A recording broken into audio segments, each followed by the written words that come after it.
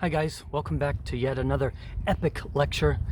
We're in Gyeongbokgung today, as you can see. A lot of words to cover. Let's get started. Oh no, my papers are flying away. Not a good start.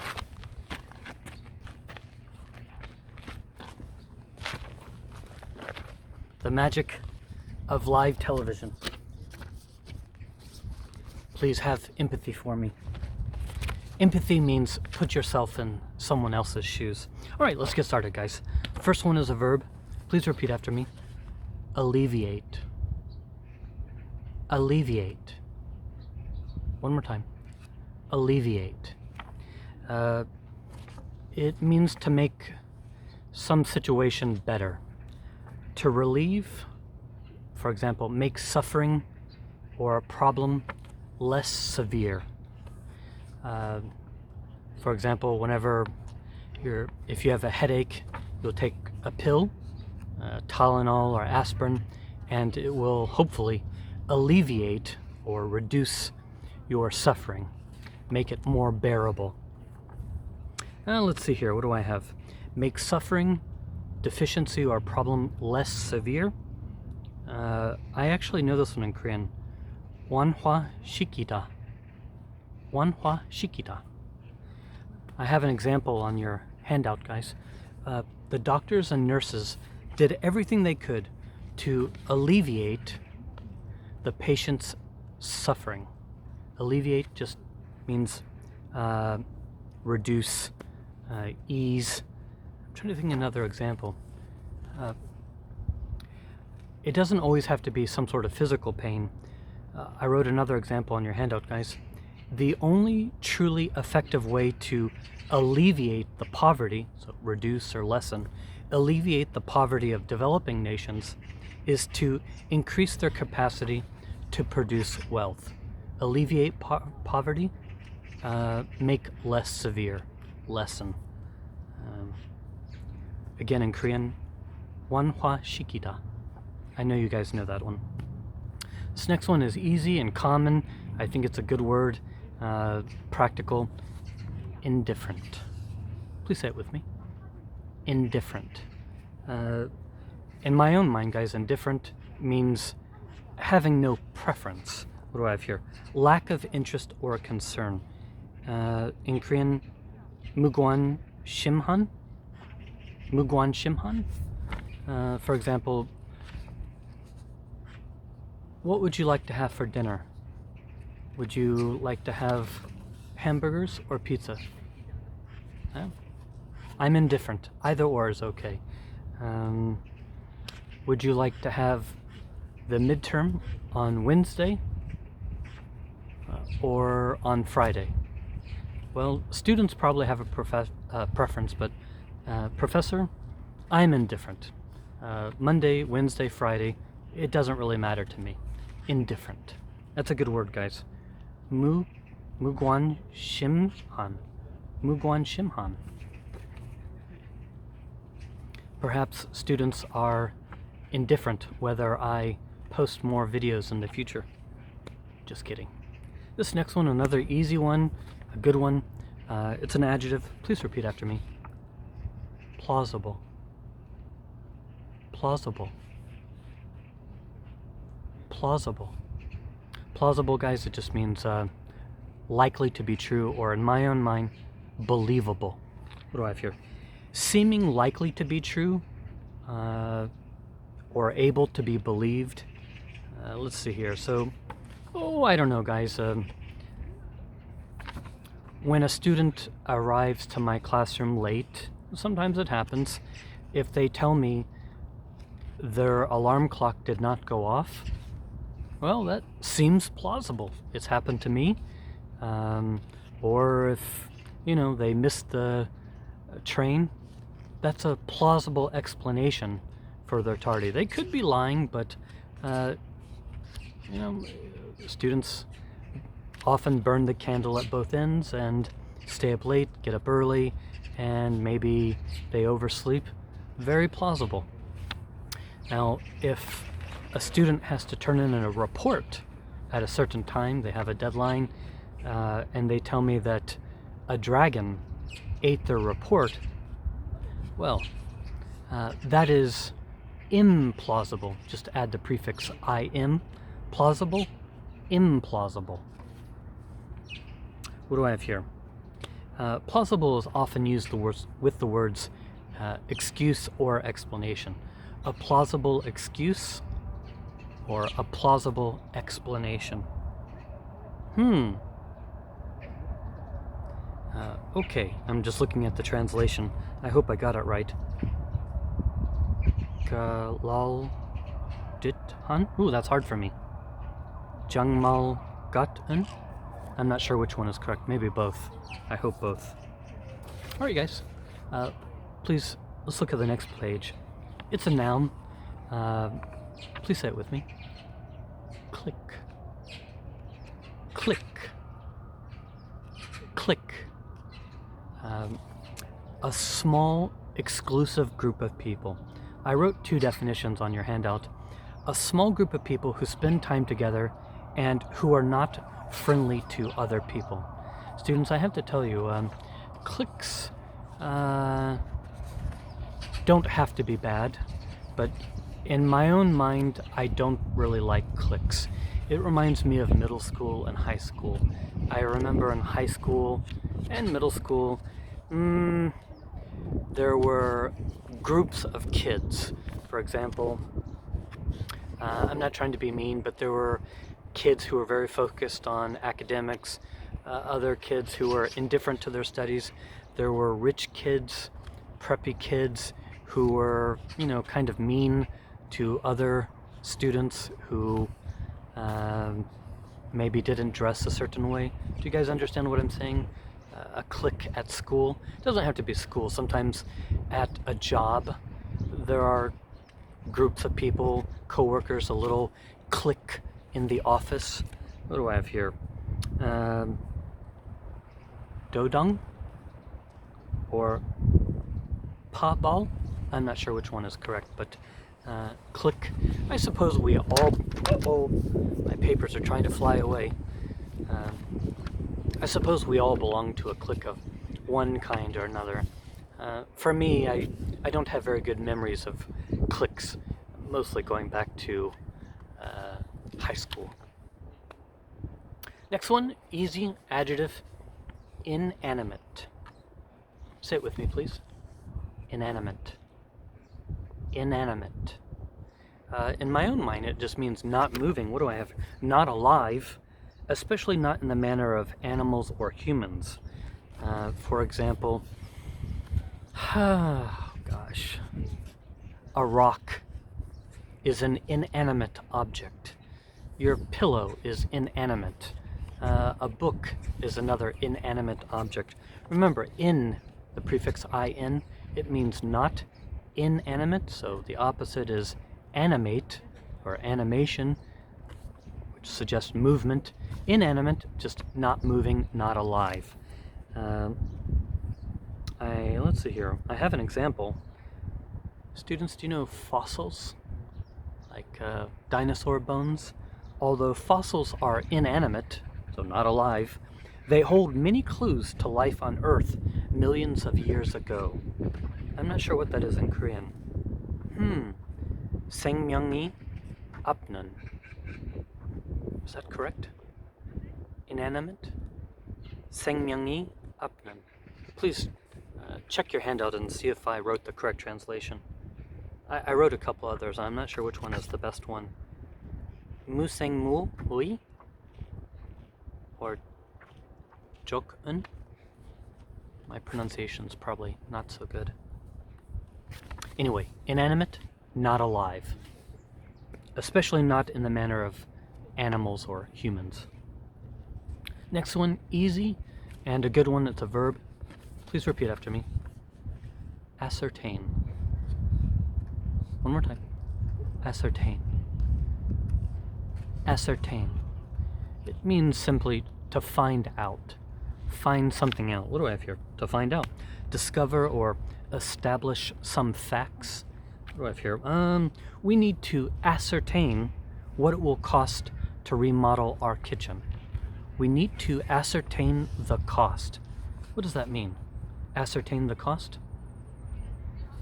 Find out. Find out how much it's going to cost to remodel the kitchen. What else do I have here? Yes.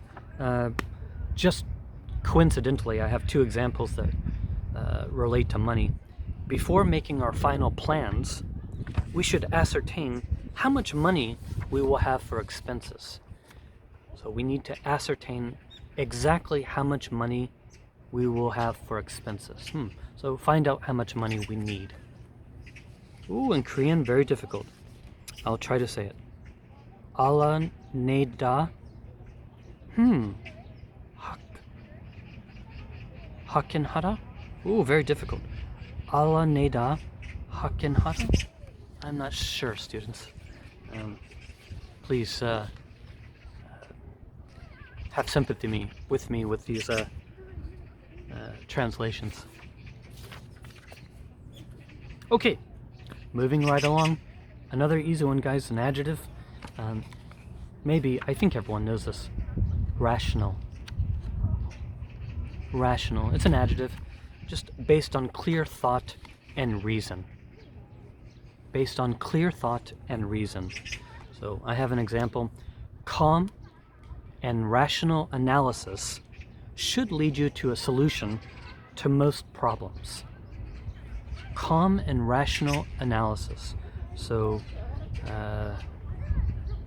critical thinking based on logic. In Korean, Hamli Jakin or Isang Jakin. Are you a rational individual? Sometimes. All right, moving right along, guys. This next one is a noun. I don't know if you know this one or not. Together, please. Exodus. Exodus. One more time. Exodus. The movement of a lot of people from a place. The mass movement of a people to somewhere else. I'm just using my own words. Let's see here. For example, guys, please ignore this bird. There has been a mass exodus of workers from the villages to the towns. So that's just some, kind of a standard definition or example. But if you just think about Korea, many young people, there has been an exodus from rural areas, the countryside, to more urban areas, larger cities, looking for employment opportunities. In Korean, daedong or taljul, daedong, or alternatively, taljul, exodus. Again, the best example I can think of is young people moving from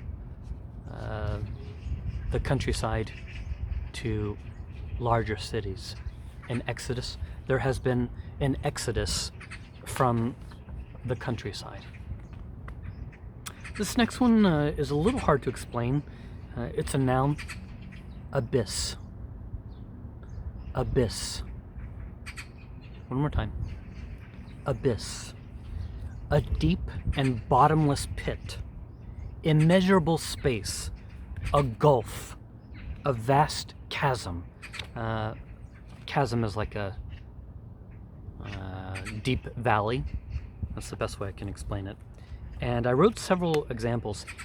Alternatively, guys, anything profound, unfathomable, in other words, it's beyond our understanding or comprehension. Infinite, for example, the abyss of time. It could also be a difficult situation that brings trouble or destruction. So guys, a couple of years ago there was a lot of political unrest in Hong Kong. Hong Kong is sinking into an abyss of violence and lawlessness. Okay, in that case I don't mean literally a hole, but just a period of trouble, maybe with no end in sight. Hong Kong is sinking into an abyss of violence and lawlessness. Students, I don't want to make you sad, but I've seen a lot of news reports about K-pop stars who took their own lives. In particular, a woman named Gu Hara. I just made this example. Gu Hara found herself on the edge of an abyss. Gu Hara found herself on an edge of an abyss. So,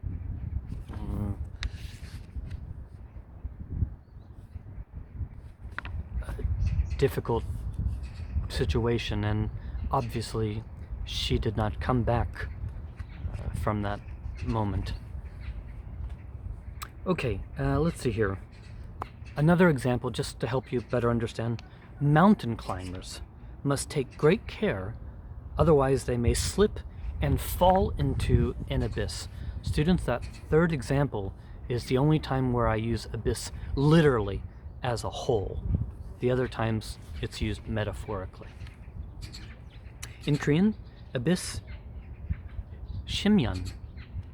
Shimyeon, abyss. Got it? Good, we'll come back.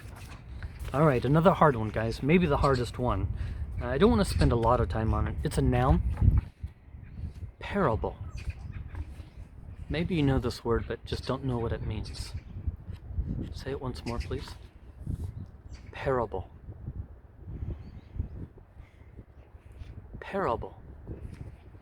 Parable is just a simple story used to illustrate a moral lesson, or maybe a spiritual one. I'm just using my own words, guys. A parable, a simple, short story used to teach a lesson. 이해했어요? What do I have here? All right, guys. There's something I want to show you.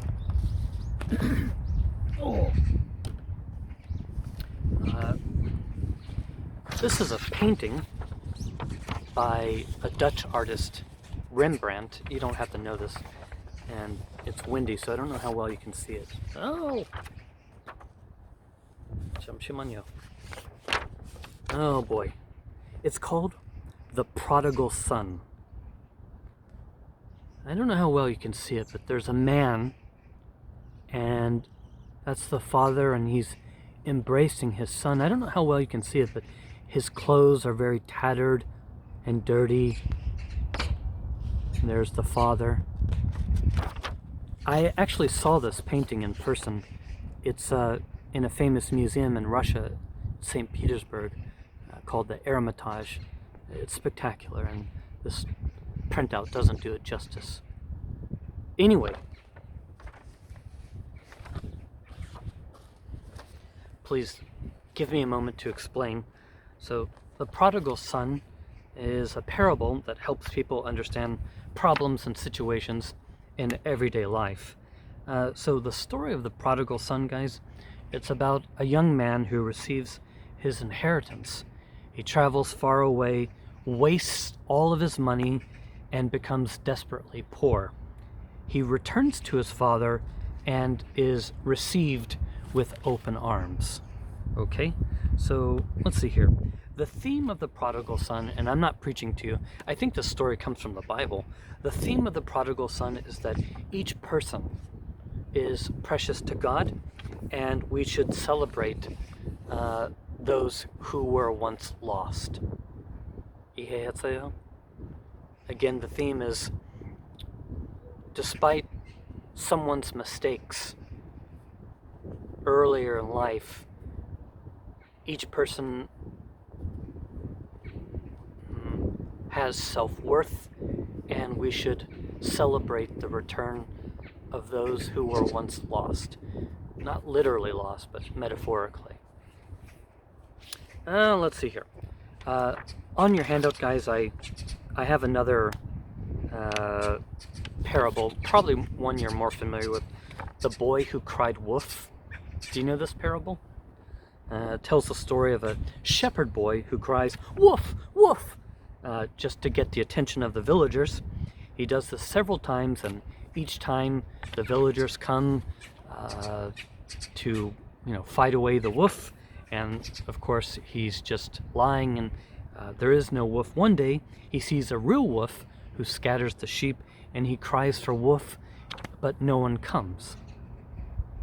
What's the lesson here? Yeah, lying is wrong. We shouldn't lie. It's a very simple story to illustrate a moral lesson. Students, you don't have to know this, but people often confuse parable and fable. Have you ever heard that word? Fable? Again, you don't have to know that. The word I want you to know is parable. I'm not an expert on this, but both are folk literature. Parable typically uses people, and fable uses animals. That's how I distinguish the two. That's not a hard and fast rule, but generally that's how I understand it. Anyway, parable, guys. Ooh-ha. Ooh-ha. All right, guys. Oh my goodness. We're making progress. A few more. Let's see here. This next one, together, please. It's a noun. Paradox. Paradox. In my own mind, guys, a paradox is a contradiction. A seemingly absurd or self-contradictory statement or proposition that, when investigated or explained, may prove to be true. What? Let me say it once more, guys. I wrote two definitions. I don't want to confuse you. In Korean, it's yaksal. A situation that seems impossible or is difficult to understand because it contains two opposite facts. A situation or statement that seems impossible to understand because it contains two opposite facts. This is not the best example, guys, but for example, it's a curious paradox that drinking a lot of water can make you thirsty. Yaksal. All right, this next one I really like. Probably you've never heard. I like this word. It's a verb. Please repeat after me. Feign. Feign. If you're looking at your handout, the G is silent. It's like the word fan during the summertime. Fan, only long A. Feign. In my own mind, it means to pretend, to be affected in some way, which is what I have. To pretend to feel or be affected by something. So, for example, children sometimes feign illness to avoid going to school. Did you ever do this? When you were maybe in middle school or high school, you didn't want to go to school and you're like, oh, Mom, I don't feel good. You were feigning illness. Did you ever do that? No? Only Scott? Okay. Doesn't have to be illness. Well, I'm just making this up. You could feign interest. Oh, Scott, your lecture is so interesting. I'm enjoying this and taking a lot of notes. Feign interest. You could feign surprise when actually you're not. For example, let's say someone gives you a gift, but you already know what they're likely to give you, and you feign surprise. You're not really surprised, but you're feigning that emotion. Could be anything. What is it in Korean? Hard. 가정하라? 가정하라. All right. All right, guys, moving on. Feign, to pretend. To pretend to feel or be affected by something. This next one, super easy, an adjective, indispensable. Indispensable just means absolutely necessary, not to be neglected. For example, oxygen. Oxygen is a gas that is indispensable to life on this planet. In Korean, hard. Apsasanan andwenan, or pilsujaken. The second one is easier for me to pronounce. Maybe the first one is better, I'm not sure. Indispensable, absolutely necessary. For example, Starbucks. Yes, Starbucks is indispensable. Only kidding. All right, let's see here. A few more and we'll be done, I promise. This next one is a noun. Please repeat after me. Stalemate. Stalemate. Stalemate. Let's see here. What do I have? Stalemate is a situation in which neither side in an argument or contest can win and no action can be taken. Let's see. Students, when I hear the word stalemate, I think about chess.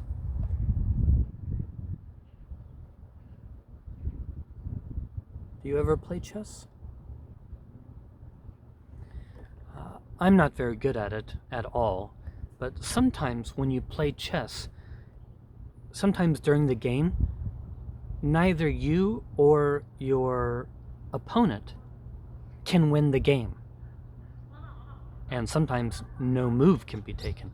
It's kind of like an impasse or a draw, a tie. I don't want to say tie, that's different. But neither side can win. I'm trying to think, let's see here. Let me say that once more. Stalemate, guys, I'm kind of using my own words, I'm paraphrasing. A situation in which neither side can win. That's my own understanding. For example, guys, you might know right now China and the United States are involved in a trade war. There's Trump and President Xi Jinping. Who's winning the trade war? No one. I'm not an economist, but it seems like both sides are losing. And neither China or the United States is able to impose their will on the other. The trade war has reached a stalemate. Neither side can win, so it seems. What is that in Korean? Gyojak? Or, I'm sorry, Gyojak Sangtae. Gyojak Sangtae? Is that right? I hope so. Okay, a couple more, I promise. We're almost finished. This next one I like. I don't hear it very often. I'm not sure why. Maybe it's just very high English vocabulary. Sometimes I hear it on TV, but I don't hear it used on the street very much. It's a verb. Prattle. Prattle. Faster. Prattle. In my own mind, guys, prattle just means to talk a lot without saying anything important. What do I have here? To talk in a silly way, like a child, for a long time about things that are not important, or in my own mind, just talking a lot without saying anything important. Doesn't mean it's wrong or bad, but it does have a negative connotation. So if someone says he was just prattling on and on, I would assume that that person was just talking nonstop, and the person was not very interested in listening to that person talking. They were just prattling, means talking. Let's see here. If you say that someone prattles on about something, you're criticizing them because, and students, I know it's backwards, but I underlined it in your handout. You're criticizing them because they're talking a great deal without saying anything important. I wrote a few examples. Please tell me what they mean. Stop your prattling and go to sleep. What does that mean? Stop your prattling and go to sleep. Stop your talking. That's all it is. Stop your talking and go to bed. In Korean, oh, this is going to be hard. Jigalida? Jigalida? Or alternatively, Jegalgalida? Uh-oh. Gyeongbakgung is making some announcements. That's okay, we'll just soldier through. Last one, guys, and I have a drawing on your handout I'd like you to take a look at. This is by a famous artist. I don't know why I have so many drawings today, but this is by a man named M.C. Escher. M.C. Escher. He's dead now. The vocabulary word is befuddle. To make someone confused or unable to think clearly. A befuddled person is so confused, they just can't understand or figure something out. Let's see here. And that's why I wanted to include this drawing. I don't know if you can see it, but uh-oh. Hold on. It's windy. Can you guys see that? Look closely. It's, actually I think this is something of a paradox, and I am befuddled just looking at it or trying to understand it. Do you see the staircases going in all directions? In Korean, gon hokge hada. I'm not sure if that's correct. I think it is. I'll say it once more, guys. Befuddle. Befuddle. Make someone confused or unable to think clearly. Hopefully the wind is not too annoying. Befuddle. I'm befuddled. This means I don't understand. I'm confused. Her behavior befuddled me, or her behavior left me feeling befuddled. Can you guys hear the announcement?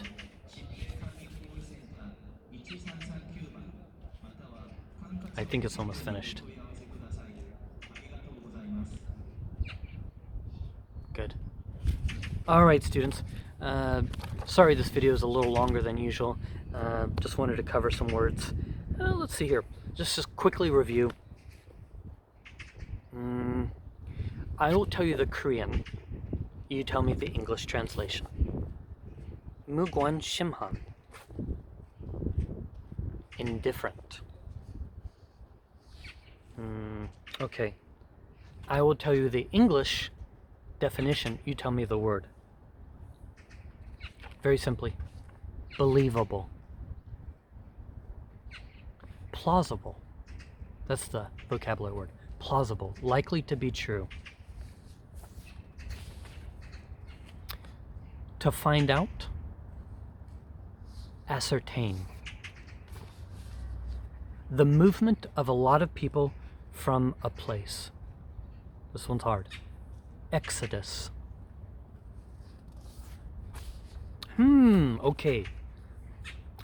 A simple story that teaches an idea, especially a moral one. Starts with the letter P. Parable. Remember? The prodigal son? Aha.